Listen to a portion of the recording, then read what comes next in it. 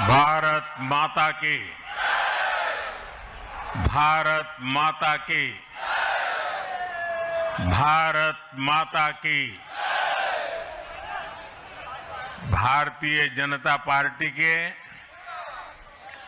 नवीन अध्यक्ष माननीय नितिन नबीन जी, हमारे पूर्व अध्यक्ष जेपी नड्डा जी, भाजपा परिवार के अन्य सभी वरिष्ठजन, देश भर से आए कार्यकर्ता साथी, देवी और सज्जनों, सर्वप्रथम माननीय नितिन नबीन जी को दुनिया के सबसे बड़े राजनीतिक दल का अध्यक्ष चुने जाने पर बहुत बहुत बधाई देता हूं, बहुत बहुत शुभकामनाएं देता हूं। बीते कई महीनों से संगठन पर्व यानी कि पार्टी का छोटी सी इकाई से लेकर के राष्ट्रीय अध्यक्ष चुनने की एक व्यापक प्रक्रिया 100% लोकतंत्र तरीके से भारतीय जनता पार्टी के संविधान के स्पिरिट को और उसमें बताई गई हर बात को ध्यान में रख करके लगातार चल रही थी। आज उसका विधि पूर्वक समापन हुआ है। संगठन पर्व का ये विशाल आयोजन भारतीय जनता पार्टी की लोकतांत्रिक आस्था, संगठनात्मक अनुशासन और कार्यकर्ता केंद्रित सोच का प्रतीक है। मैं देश भर के कार्यकर्ताओं का इस प्रक्रिया को सफल बनाने के लिए बहुत बहुत अभिनंदन करता हूं। साथियों, बीते 1-1.5 वर्षों में डॉक्टर श्यामा प्रसाद मुखर्जी की 125वीं जयंती का पर्व, अटल जी की 100वीं जन्म जयंती, राष्ट्रीय स्वयंसेवक संघ के 100 वर्ष, ऐसे महापर्व हम मनाते रहे हैं। ये वो प्रेरणाएं हैं जो देश के लिए जीने के हमारे संकल्प को और मजबूत करती है। हमारा नेतृत्व परंपरा से चलता है, अनुभव से समृद्ध होता है और जनसेवा, राष्ट्र सेवा के भाव से संगठन को आगे बढ़ाता है। साथियों, अटल जी, आडवाणी जी और मुरली मनोहर जोशी जी के नेतृत्व में बीजेपी ने शून्य से लेकर शिखर तक का सफर देखा है। इस सदी में वेंकैया नायडू जी और नितिन गडकरी जी सहित हमारे कई वरिष्ठ साथियों ने संगठन को विस्तार दिया है। राजनाथ जी के नेतृत्व में पहली बार बीजेपी ने अपने दम पर पूर्ण बहुमत हासिल किया। फिर अमित भाई के नेतृत्व में देश के अनेक राज्यों में भाजपा की सरकारें बनी। लगातार दूसरी बार केंद्र में बीजेपी की सरकार बनी। फिर जेपी नड्डा जी के नेतृत्व में भाजपा पंचायत से लेकर पार्लियामेंट तक और सशक्त हुई। केंद्र में लगातार तीसरी बार भाजपा एनडीए की सरकार बनी। मैं पूर्व के सभी अध्यक्षों का उनके अमूल्य योगदान के लिए देश के कोटि कोटि कार्यकर्ताओं की तरफ से और मेरी तरफ से बहुत बहुत अभिनंदन करता हूं। साथियों, आप जानते हैं आज भाजपा का जितना फोकस संगठन के विस्तार पर है, उतनी ही बड़ी प्राथमिकता कार्यकर्ता के निर्माण की भी है। भाजपा एक ऐसी पार्टी है जहां लोगों को लगता होगा कि नरेंद्र मोदी देश के प्रधानमंत्री है, तीसरी बार प्रधानमंत्री बने, 50 साल की छोटी आयु में मुख्यमंत्री बन गए, 25 साल से लगातार हेड ऑफ द गवर्नमेंट रहे हैं। ये सब अपनी जगह पे हैं, लेकिन इन सबसे भी बड़ी चीज मेरे जीवन में है, मैं भारतीय जनता पार्टी का कार्यकर्ता हूं। ये सबसे बड़ा गर्व है। और जब बात पार्टी के विषयों को आती है, तब माननीय नितिन नवीन जी, मैं एक कार्यकर्ता हूं, वे मेरे बॉस हैं।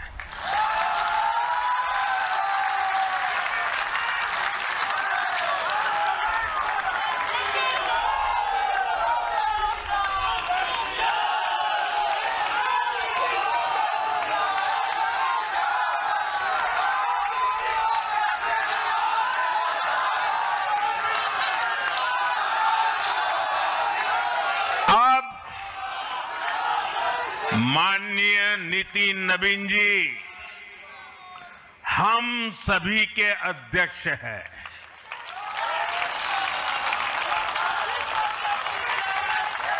और उनका दायित्व सिर्फ भाजपा को भी संभालना इतना नहीं है, एनडीए के सब साथियों के बीच भी उन्होंने तालमेल का बहुत बड़ा दायित्व भी देखना होता है। साथियों, माननीय नितिन जी के संपर्क में जो भी आया है, वो उनकी सरलता और सहजता की चर्चा जरूर करता है। बीजेपी युवा मोर्चा का दायित्व हो, अलग अलग राज्यों में प्रभारी के रूप में जिम्मेदारी हो, या फिर बिहार सरकार में काम करने का अनुभव हो, नितिन जी ने हमेशा जब जब जो जहां जो जिम्मेवारी मिली, अपने आप को उन्होंने साबित किया है।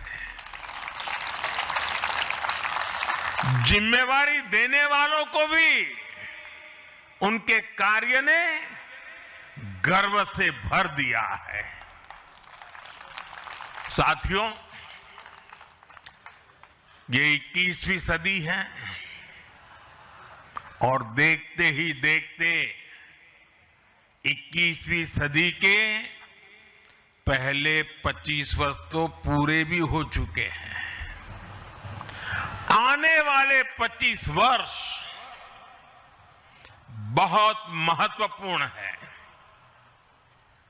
ये वो कालखंड है जब विकसित भारत का निर्माण होना है और होना तय है।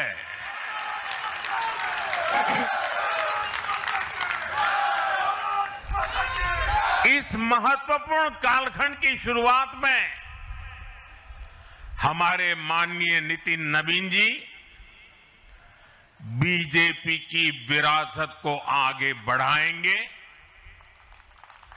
मैं आजकल के युवाओं की भाषा में कहूं तो नितिन जी खुद भी एक प्रकार से मिलेनियल है।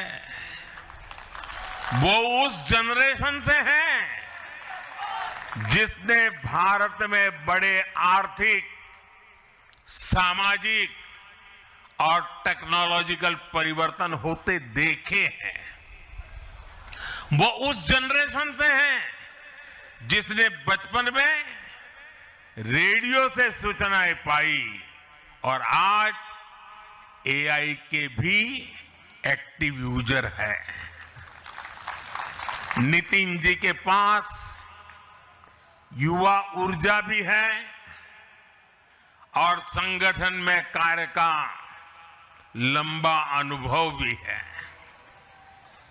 ये हमारे दल के हर कार्यकर्ता के लिए बहुत उपयोगी होगा। साथियों, इस वर्ष जनसंघ की स्थापना को 75 वर्ष हो रहे हैं और मैं आज इन 75 वर्ष लगातार लक्षावधि कार्यकर्ताओं ने, अनेक परिवारों ने, अनेक पीढ़ियों ने जो त्याग, तपस्या और बलिदान दिए हैं, मैं उनको आदरपूर्वक नमन करता हूं। जनसंघ रूपी वटवृक्ष से ही भाजपा का जन्म हुआ और भाजपा दुनिया के सबसे बड़ा राजनीतिक दल बन चुकी है। और ये सिर्फ भाजपा के कार्यकर्ताओं के लिए गौरव का विषय है, इतना नहीं है। देश के राजनीतिक समीक्षकों को, दुनिया को यह बात बतानी चाहिए कि भारत एक ऐसा देश है जिसकी रगों में इसकी मजबूती से लोकतंत्र चल रहा है, कि जहां दुनिया की सबसे बड़ी पॉलिटिकल पार्टी है। साथियों, बीजेपी एक संस्कार है। बीजेपी एक परिवार है। हमारे यहां मेंबरशिप से भी ज्यादा रिलेशनशिप होती है। बीजेपी एक ऐसी परंपरा है जो पद से नहीं, प्रक्रिया से चलती है। हमारे यहां पदभार एक व्यवस्था है और कार्यभार ये जीवन भर की जिम्मेदारी है। हमारे यहां अध्यक्ष बदलते हैं लेकिन आदर्श नहीं बदलते। नेतृत्व बदलता है लेकिन दिशा नहीं बदलती। साथियों, भाजपा का स्वरूप नेशनल है। भाजपा का स्पिरिट नेशनल है, क्योंकि हमारा जुड़ाव लोकल है। हमारी जड़ें जमीन के नीचे गहरी है। इसलिए भाजपा रीजनल एस्पिरेशन को प्लेटफॉर्म देती है, उन्हें नेशनल एम्बिशंस का आधार बनाती है। और इसलिए आज देश के कोने कोने के लोग भाजपा के साथ हैं, भाजपा के साथ जुड़ रहे हैं। और इतना ही नहीं, जो भी अपनी राजनीति का प्रारंभ करना चाहता है, उसको भी भाजपा का प्रवेश द्वार सबसे उत्तम, सबसे सुरक्षित लगता है।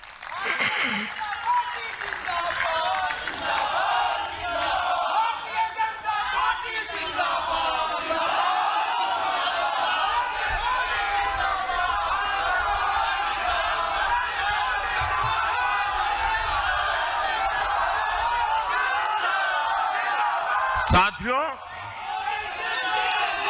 जनता जनार्दन की सेवा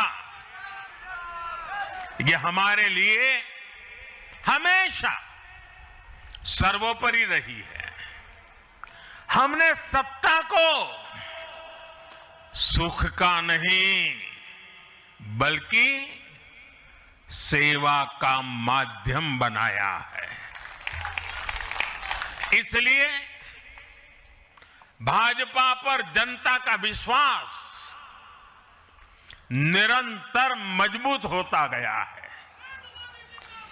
अगर बीते 11 वर्षों की ही बात करें तो भाजपा की यात्रा जन विश्वास अर्जित करने की अद्भुत यात्रा रही है।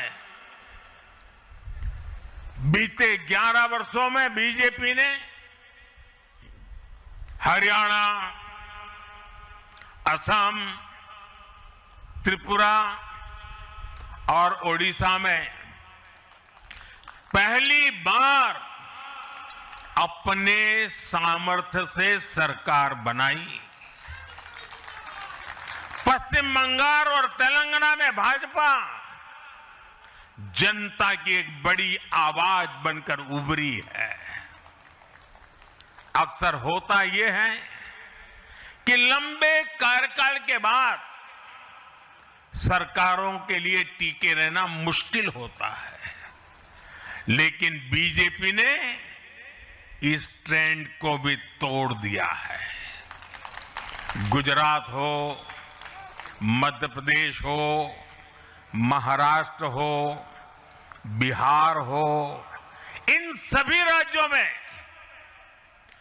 कई कार्यकाल के बावजूद बीजेपी पहले से भी बड़े जनादेश के साथ सरकार में लौटी है।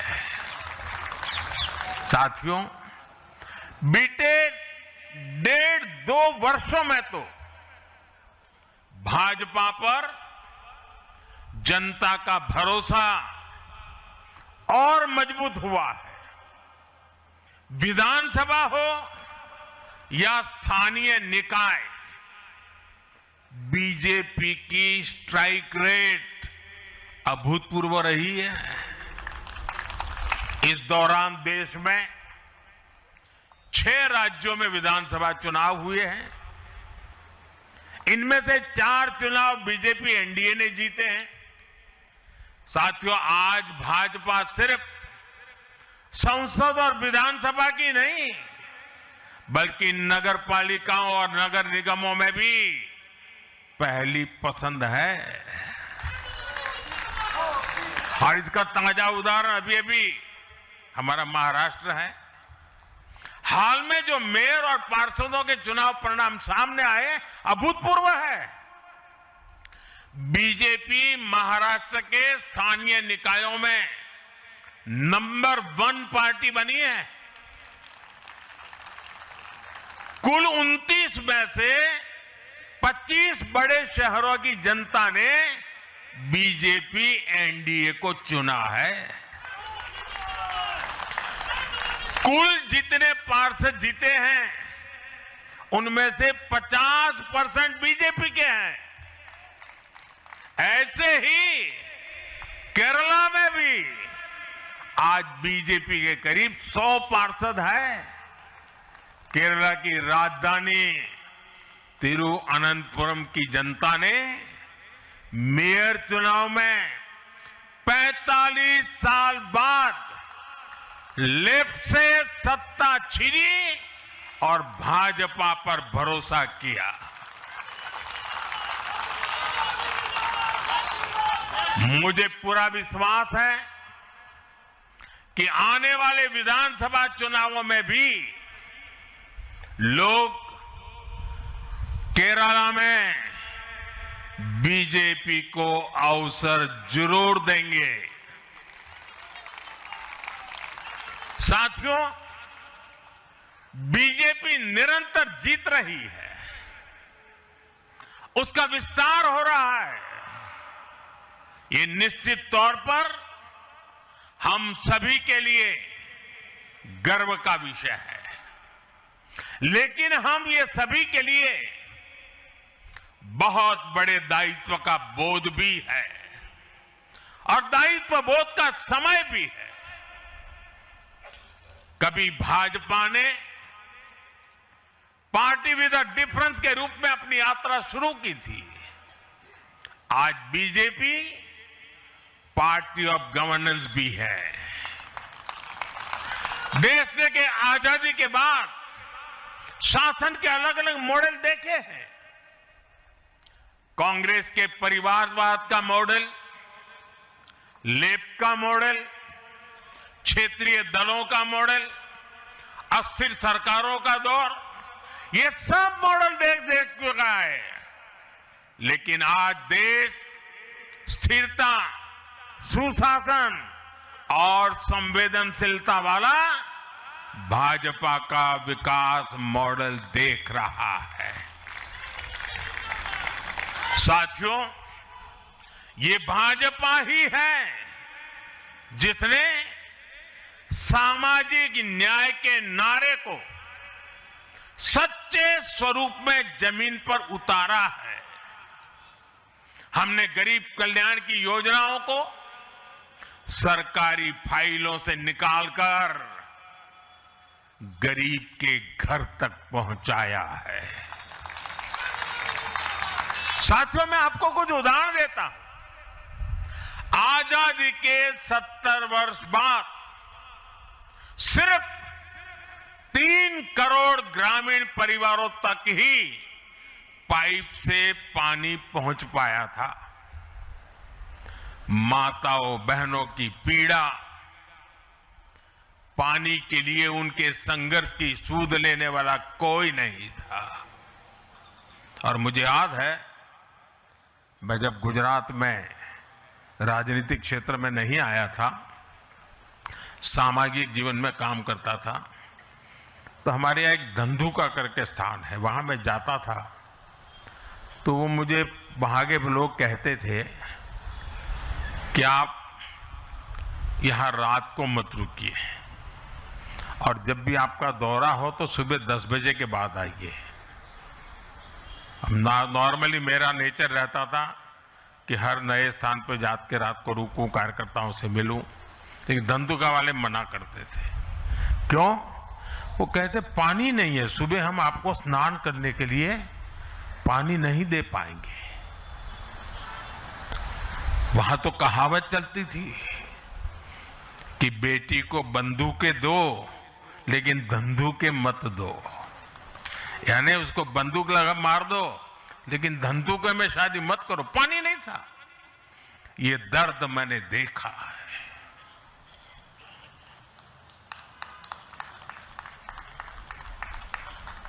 मैं धरती की सच्चाई से जुड़ा था। माताओं बहनों की पीड़ा अपनी आंखों के सामने देखी थी और तब हम जल जीवन मिशन लेकर आए और सिर्फ 5-6 साल में 12 करोड़ से ज्यादा परिवारों को नल से जल की सुविधा से जोड़ा।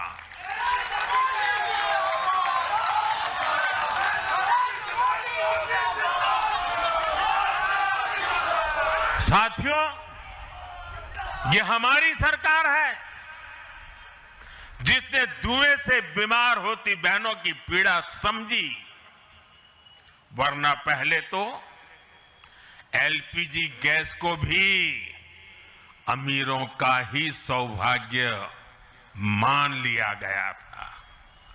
भाजपा ने पूरी संवेदनशीलता के साथ हर घर को एलपीजी गैस कनेक्शन से जोड़ने का अभियान चलाया। वर्ष 2014 तक जहां सिर्फ 14 करोड़ एलपीजी कनेक्शन थे, आज देश में 33 करोड़ से अधिक गैस कनेक्शन है।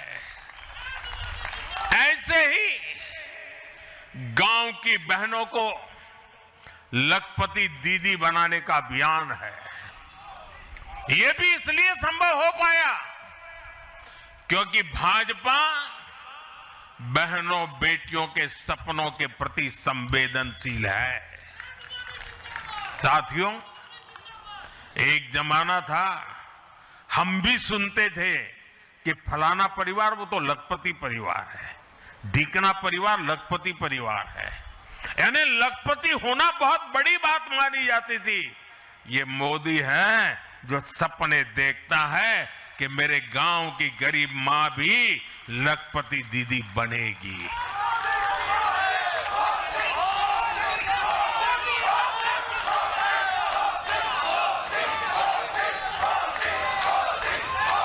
साथियों, दशकों तक आदिवासी समाज को सिर्फ वोट बैंक से जोड़कर देखा गया, लेकिन संवेदनशील भाजपा ने, भाजपा के हमारे संस्कारों ने समाज के प्रति समान भाव की हमारी परंपरा के कारण भाजपा ने आदिवासियों में भी सबसे पिछड़ी जनजातियों की पीड़ा को समझा। उनके विकास के लिए पीएम जनमन योजना बनाई और पीएम जनमन योजना के लाभार्थी इतने बिखरे हुए हैं और एक दो दूर दूर जंगलों में पड़े हैं। उनसे एक म्युनिसिपैलिटी की सीट भी जीती नहीं जा सकती है। वोट के हिसाब से कोई उनकी तरफ देखेगा नहीं, लेकिन जब वोट से ऊपर उठ करके संवेदनाएं होती हैं, समाज का कल्याण हमारे संस्कार होते हैं, तो पीएम जनमन योजना जन्म लेती है। आदिवासियों में भी अति पिछड़ा संख्या में भले ही कम है, लेकिन उनके प्रति हमारी संवेदना में कोई कमी नहीं है। साथियों, हमारा नॉर्थ ईस्ट, वहां वोटर उतने नहीं है, सीट भी उतनी नहीं है, इसलिए कांग्रेस की सरकारों में उन्हें बरसों तक उपेक्षित रखा गया। लेकिन संवेदनशील भाजपा ने नॉर्थ ईस्ट को दिल से भी जोड़ा और दिल्ली से भी जोड़ा। एक और उदाहरण आकांक्षी जिलों का है। हमारे देश में 100 से अधिक जिले ऐसे थे जिनको कांग्रेस सरकारें पिछड़ा घोषित करके भूल गई थी। इन जिलों को पनिशमेंट पोस्टिंग के लिए इस्तेमाल किया जाता था, यानी जिन अधिकारियों को सजा देनी होती थी तो उन्हें वहां भेजा जाता था। हमारी भाजपा सरकार ने इन जिलों को आकांक्षी जिले घोषित किया और प्राथमिकता के आधार पर इनके विकास के लिए काम किया। आज ये आकांक्षी जिले विकास के कई पैरामीटर्स पर अन्य जिलों से बेहतर प्रदर्शन कर रहे हैं, राज्य की एवरेज की बराबरी आकर के खड़े हो गए। साथियों, भाजपा का मंत्र है पिछड़ों को प्राथमिकता, पिछड़ों को प्राथमिकता। जिनकी किसी ने सूद नहीं ली, हमने उनकी साधना की है। जिनको किसी ने पूछा नहीं, मोदी ने उन्हें पूजा है। हमारी कार्य संस्कृति सर्वसमावेशी है, सर्वांगीण है, सर्वस्पर्शी है, सर्वहितकारी है, सर्व कल्याणकारी है। और ये कार्य संस्कृति गरीब को समान अवसर देने वाली है, गरीब को सशक्त करने वाली है। इसी वजह से सिर्फ एक दशक में 25 करोड़ लोगों ने गरीबी को पराजित किया है। और ये 25 करोड़ लोग कौन हैं? इनमें सबसे अधिक दलित, पिछड़े और आदिवासी परिवार है। साथियों, बीते वर्षों में जन विश्वास की जो पूंजी हमने अर्जित की है, उस भरोसे को कायम रखना बहुत बड़ी जरूरत है। देश की जनता 2047 तक विकसित भारत बनाने के लिए संकल्पित है। इसलिए बीते 11 वर्षों में रिफॉर्म्स की जो यात्रा हमने शुरू की है, वो अब रिफॉर्म एक्सप्रेस बन चुकी है। हमें राज्यों के स्तर पर, शहर की इकाइयों के स्तर पर, जहां भी भाजपा एनडीए सरकारें हैं, वहां रिफॉर्म्स की गति तेज करनी है। भाजपा सिटी गवर्नेंस का भी एक नया मॉडल देश के सामने प्रस्तुत कर रही है। इस लक्ष्य के साथ हम आगे बढ़ना चाहते हैं। साथियों, जब हम सत्ता में नहीं भी थे, तब भी हम अपने मूल आदर्शों से कभी नहीं भटके। हम राष्ट्र प्रथम के भाव से, नेशन फर्स्ट के भाव से डटे रहे, जूझते रहे, संकटों को झेलते रहे, जज्बात बढ़ाते रहे और जीतते भी रहे। हम वो लोग हैं, हमारा वो चरित्र है, हमारे वो संस्कार है। खुद से बड़ा दल और दल से बड़ा देश, ये भाजपा के हर कार्यकर्ता का संस्कार है, भाजपा के हर कार्यकर्ता का जीवन मंत्र है।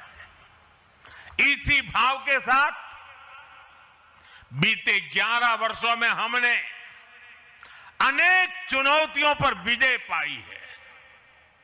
जम्मू कश्मीर से आर्टिकल 370 की दीवार गिराना हो, 3 तलाक के खिलाफ कानून बनाना हो, इनको कभी असंभव माना जाता था। आज ये हकीकत बन चुके हैं।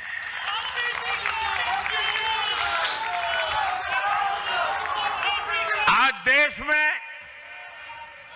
माओवादी आतंक भी अपनी अंतिम सांसें गिन रहा है। साथियों, आगे भी हमें हर चुनौती का पूरे सामर्थ्य से सामना करना है। आज देश के सामने एक बहुत बड़ी चुनौती घुसपैठियों की है, आबादी के असंतुलन की है। दुनिया के धनवान देश, समर्थ देश, वे भी अपने देश में जो घुसपैठिए हैं उनकी जांच पड़ताल कर रहे हैं और उनको पकड़ पकड़ करके निकाल रहे हैं, और दुनिया उनको पूछती नहीं है कि तुम घुसपैठियों को क्यों निकाल रहे हो। तुम तो लोकतंत्र का झंडा लेकर के घूम रहे थे, तुम तो पूरे दुनिया के नवाब बन के बैठे थे, क्यों निकाल रहे हो। दुनिया में कोई अपने देश में घुसपैठियों को स्वीकार नहीं करता। भारत भी घुसपैठियों को अपने गरीबों, हमारे नौजवानों के हक कभी भी लूटने नहीं दे सकता। घुसपैठिए देश की सुरक्षा के लिए बहुत बड़ा खतरा है। उनकी पहचान करके उन्हें वापस उनके देश भेजना बहुत आवश्यक है।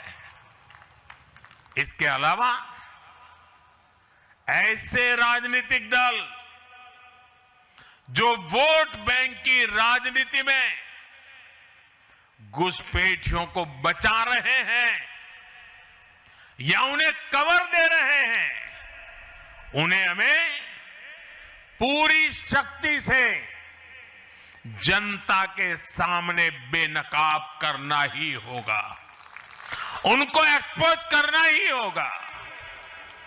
साथियों, एक और बड़ी चुनौती अर्बन नक्सल की भी है। अर्बन नक्सल का दायरा इंटरनेशनल हो रहा है और यहां अर्बन नक्सल की बड़ी चतुराई होती है।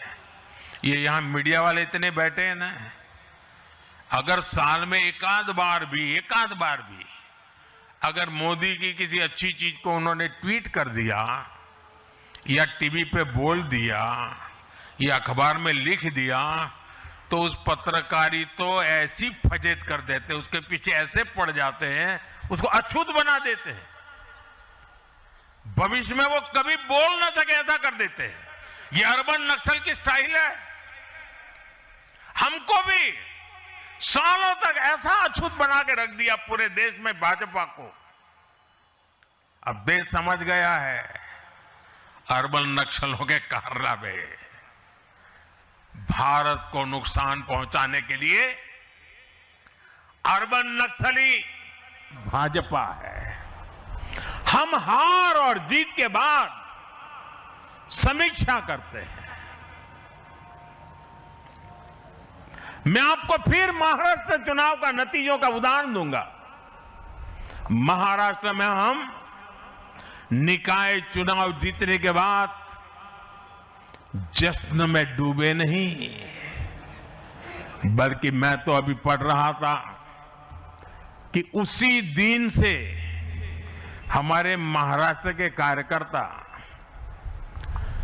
आने वाले पंचायत के चुनावों की तैयारियों के लिए बैठक शुरू कर दी थी। मुझे याद है 2002 में हमने भव्य विजय प्राप्त किया गुजरात में। चारों तरफ आनंद उत्सव का माहौल था, देश भरिया का मीडिया भी वहां मौजूद था। अर्बन नक्सल तो बड़ी संख्या में आए थे। वो बेचारे मेरे पराजय का जश्न मनाना चाहते थे, तो वो ढूंढ रहे थे सारी चीजें, और मैं एक मीटिंग में बैठा था, तो उनको बड़ा आश्चर्य हुआ कि इतना जलसा चल रहा है और ये कैसा मुख्यमंत्री है जो आज चुनाव नतीजे आए हैं और बैठा है। और मैं क्या कर रहा था, मैं कार्यालय में मीटिंग ले रहा था और मैंने पूछा, अच्छा बताओ भाई इतनी हार क्यों गए। ये भाजपा है जो जीत का जश्न मनाते समय भी अपनी कमियों की लगातार समीक्षा करता है और कमियों से उभरने के लिए हर समय का उपयोग करता है। लोकतंत्र में इसी स्वस्थ परंपरा को इसी डेडिकेशन को हम सब कार्यकर्ताओं की जिम्मेवारी है, हमें आगे बढ़ाना है। हमें ध्यान रखना है कि जो कांग्रेस की बुराइयों से बचेगा वही देश में आगे बढ़ेगा। साथियों, आज भाजपा परिवार को अपना नया मुखिया मिला है, ऊर्जावान मुखिया मिला है, अनुभवी मुखिया मिला है और भाजपा परिवार की हमारी ताकत हर कार्यकर्ता का परिश्रम है, उसकी सामूहिक चेतना है। बूथ पर जो हमारा कार्यकर्ता पूरे साल भर जुटा रहता है, वो ही हमारी सच्ची ताकत है। हमें याद रखना है, हम सबसे जुड़े, हम सबको जोड़े कल्याणकारी योजनाओं से हर लाभार्थी को लाभ पहुंचाए, ये हमारा ध्येय होना चाहिए। इसी आग्रह के साथ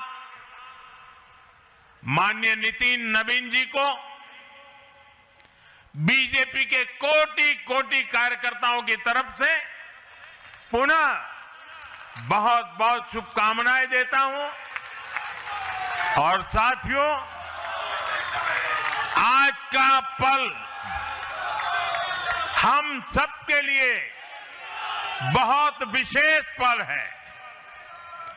हमारे राष्ट्रीय अध्यक्ष जी अब हमारा मार्गदर्शन करने वाले हैं। उनका एक एक शब्द हमारे लिए आगे की दिशा होगी। हमारे आगे के कार्य रचना के लिए उनका मार्गदर्शन हमारी अमूल्य पूंजी होगी। मैं भी एक कार्यकर्ता के तौर पर मैं पहले नए अध्यक्ष जी को मेरे काम का हिसाब दे रहा था, मैंने हिसाब दिया, अब वो मेरा सीआर लिखेंगे। लेकिन अब मेरे आगे के काम के लिए मैं उनके मार्गदर्शन की प्रतीक्षा कर रहा हूं। मैं उनको सुनने के लिए बहुत ही उत्सुक हूं, आतुर हूं। फिर एक बार बहुत बहुत धन्यवाद।